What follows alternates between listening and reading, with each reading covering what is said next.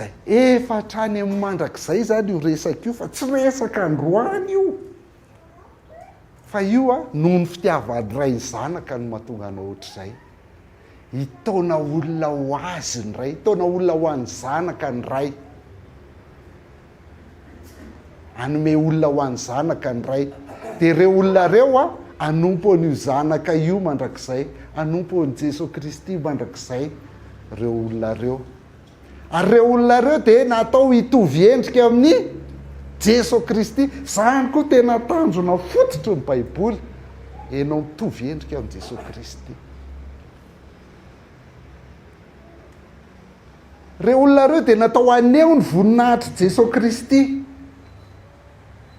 zay fa rehefa tsy ao amin'ny Kristy ianao dia tsy manana ny voninahitra avy amin'Andriamanitra zany anie ndika an'iny aitsika tsara mihitsy ny tapany voalohany Romana 7:7 fa samy efa nanota izy rehetra point fa tsy maintsy vakina fotsiny le hoe ka tsy manana voninahitra avy amin'Andriamanitra fa tsy azonao mihitsy ny dikany hoe inona moa nidiran'izany fa eto izy naseho anao hoe zay ka le tanjona zay a nampanantena indray amin'i Jesosy Kristy omeko anao ireo olona reo a dia ireo olona reo anompo anao a dia ireo olona reo hitovy endrika aminao a dia ireo olona reo aneho ny voninahitra ao zay io zany fanekena alliance mihitsy io alliance éternelle efa teo amin'ny ray sy ny zanaka sy ny fanahy masina zay inona tonga anazy mifampiteny amin'izay rehefa avy eo hoe nitatsika amin'izay vita ny lanitra sy ny tany dia ahoana ozy izy andeha isika raha vo tsy hitakatrao zany tsy misy miditra aminao zany rehefa tsy mino trinité anao andeha isika mifampiresaka izy telo mianaka da ao amin'izay arytsika hanamboatra olona tovy endrika amintsika fa reo olona reo avy eo nanota zay ny problème kanefa tsy problème zay fa reo olona reo rehefa tian'Andriamanitra ao amin'ny Kristy dia ao amin'ny Kristy foana reo ninninona mitranga eto ambonin'ny tany ka satria reo olona reo nanota very tsy manana voninahitra avy amin'Andriamanitra dia mila manao zavatra kosa nefa ny zanaka zay kosa nefa azahoana ho an'ireo olona reo aloha mba mikandra kely ianao zay le izy ary eo ny olana rehefa tsy fantatra hoe efa nanao azy Jesosy Kristy dia ianao no te hanao asa eo amin'ny toerany dia tonga dia tsy izy ianao raha vo ianao no manao an'le asa tsy ianao no manao ny asa Jesosy Kristy no manao ny asa satria ho anazy ireo resaka izy mianaka io tsisy hidiranao ahafahany mahazo an'ireo olona ireo zany a dia mila manao zavatra izy inona le zavatra ataony manavitra an'le olona reo satria ireo olona reo raha van'ny ota ao tsika mila votana aloha ireo olona reo averiko ihany ny resaka eto mbola tsisy zao tontolo zao a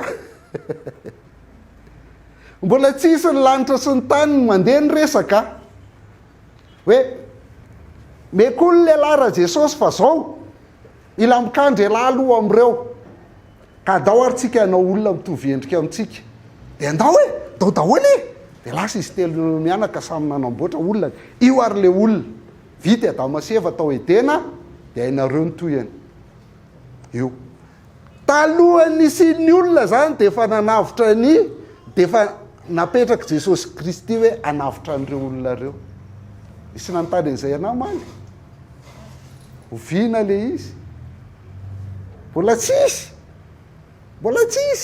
talohany sy ny olona satria efa fantatra Andriamanitra hoe hivadika ireo olona reo any foana mantsy le fanontaniana maninona moa Andriamanitra namorona ny satana dia maninona Andriamanitra mbola nanao ny olona ihany nefa efa nisy satana teo hoe tsy olan'izany e mila mikandra kely le ry satria ho anazy ireo olona reo zay le izy zay mahatonga na miteny amintsika hoe ivon'ny baiboly ary manova ny famakianao baiboly raha azonao tsara ty zavatra nianarantsika androany ity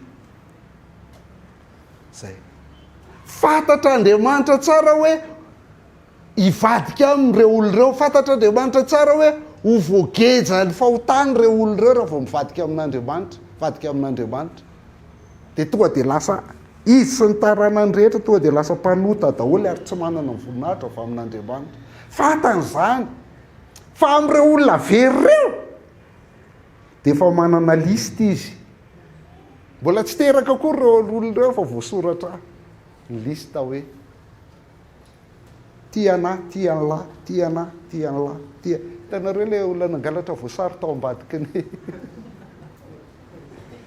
tsisy resaka devoly mihitsy eto a.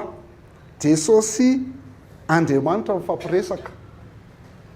Fa le anankiray zany atao fitaovana fotsiny. Dia hitanareo amin'izany ny relativité an'le devoly izay indraindrayntsika chaque fois. Vao misy anina kely, devoly zany, vao misy anina kely dia devoly zany. Kaya tsy tsika ny pion, zay moka tsy tiany olona mihitsy amin'ity zavatra ity. Tsika zany dia pion an'Andriamanitra fotsiny, ny devoly ny pion an'Andriamanitra. Fa tsika le vahoaka nalaina avy tamin'ny ota ho amin'ny fiainana mandrakizay. Zay. Ka ny fandehany zany dia izao, ireo olona reo raha vao manota, satria taranaka Adamo, sady tia manota raha teo koa moa, tsisy olona tsy tia manota zany anie. Nalazaina fetin'ilay amaly tena tiatsika daholo zany. Tsisy te andaingana ny olona rehetra fa tia mandainga, satria te horolony za. Dia za mandainga aminao, ianao tokony tsy tezitra, fa ianao tsy tokony mahazo mandainga amiko. Zay le za zay. Zany io e, zany ny teo velona. Dia satria manota ireo olo reo, dia mila sazy.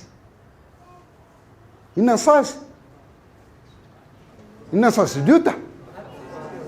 Fahafatesana ny tambon'ny ota e. Tsy maintsy maty. Fa zao fotsiny. Rehefa maty reo a, dia marina Andriamanitra. Fa zao fotsiny. Na izy maty ho an'ny tenany, satria izy velona teo velona. Na Jesosy Kristy no maty ho azy. Zay le asan'le zanaka. Zay le asan'le zanaka. Ho an'le zanaka reo, dia tsy maintsy manao zavatra le zanaka azahoanan'io. Dia fahafatesana moa zany fantatsika fa dia lasa maty ara-batana. Zay manota rehetra dia maty daholo, dia tsy maintsy ho faty daholo ihany tsika mandrakizay a. Io fisarahan'ny vatana sy ny aina. Ty ataoko aingana fa ty atsika. Ao koa ny fahafatesana ara-panahy. Rehefa manota tsika dia misaraka amin'Andriamanitra ny fanahintsika. Tafasaraka amin'Andriamanitra tsika. Dia eo ny fahafatesana mandrakizay a, izay fisarahana mandrakizay any amin'ny hafobe. Zay zany ny tsazin'le fahotana.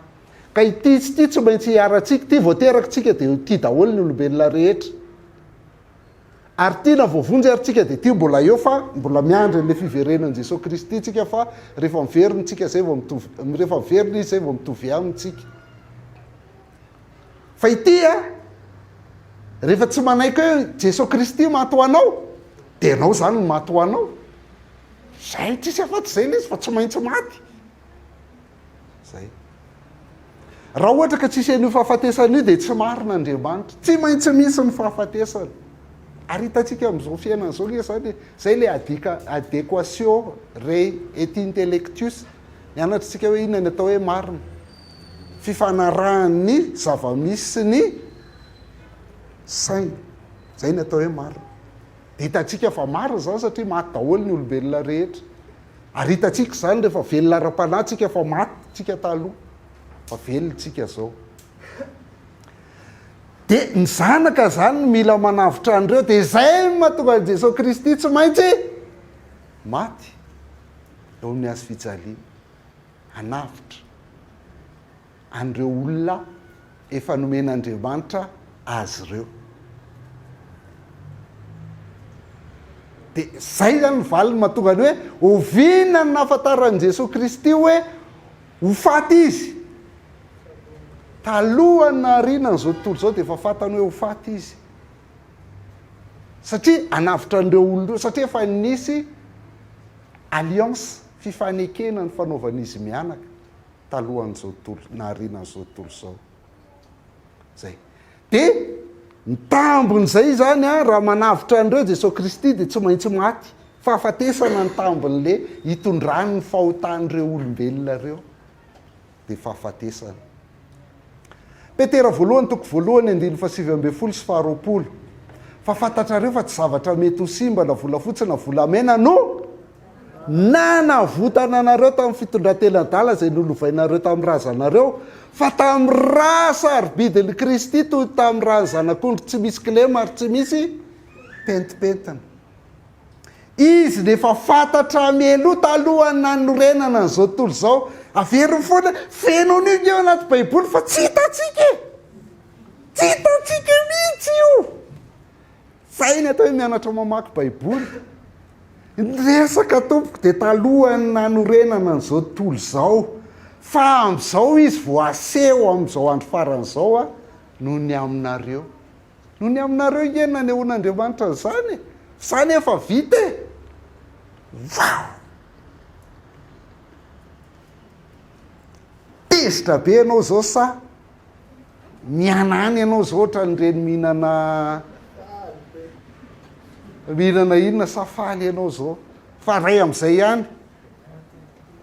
Na ianao tezitra na ianao le kenda ary lazay ty bady tena tsisy azoko mihitsy nde ody a mahazo mandeha tompoko fa tsy manina 0 ariary sans engagement ny eto gasy mahay mamaky baiboly.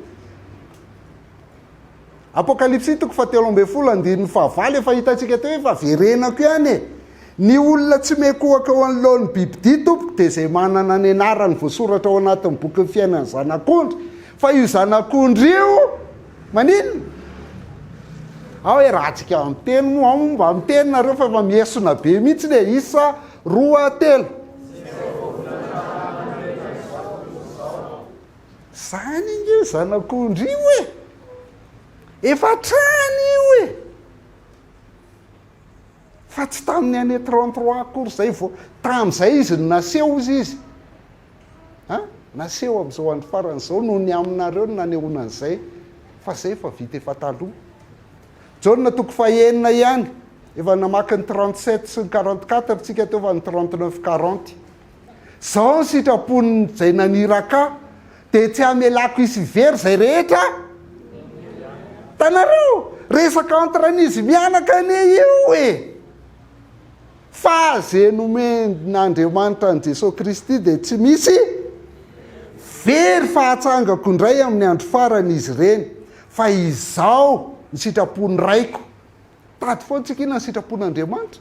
Zao ny sitrapony raiko dia ny hahazoany izay mijery ny zanaka ka mino azy fiainana. Tsy io ve ny resantsika tao amin'ny Titosy toko voalohany teo. Efa nampanetena talohany nandroerana zao tontolo fony fahagola io fiainana mandrakizay io. Fa zao ny anananao fiainana mandrakizay a dia mijery ny zanaka dia mino azy. Dia zay foana ny ampianarina eto gasy mahay mamaky baiboly. Rehefa mamaky baiboly ianao mijery an'i Jesosy Kristy. Rehefa manao problème ianao dia mijery an'i Jesosy Kristy. Dia hoy amin'ny fiteny hafa hoe ovay le fijery. Aza ny tenanao azaka nalina foana fotsiny tsony jerena. Aza ny tenanao fotsiny tsony jerena chaque fois. Inona indray tokony ataoko, inona tsy tokony ataoko, inona zao, inona ny azoko, inona tsy azoko. Jereo amin'ny Jesosy Kristy fa rehefa mijery azy ianao ka mino azy dia manana fiainana mandrakizay. Ary namaty ary ianao. Zay ne mahatsara mino an'i Jesosy Kristy. Izy zany tsy mitayany mihitsy hoe tsy arary tsony ianao, mpanan-karena be ianao, tsy mety tapaka koroa mihitsy moto anao, tsy teny zany izy. Mety hatra aminao daholo zany eny, mety ho faty mihitsy ary ianao. Fa namaty ary ianao dia maninona ozy izy? Zanangana azy amin'ny andro farany. Zay ny ngeza be indrindra e, amin'ny fiainany e. Paoma kely fotsiny reny asehony ianao reny, paoma reny. Maniraka anjely izy. Fitenitsika ary izy. Noho ny fitiavany ray ny zanaka zany a, dia omeny ny ray vahoaka ny zanaka.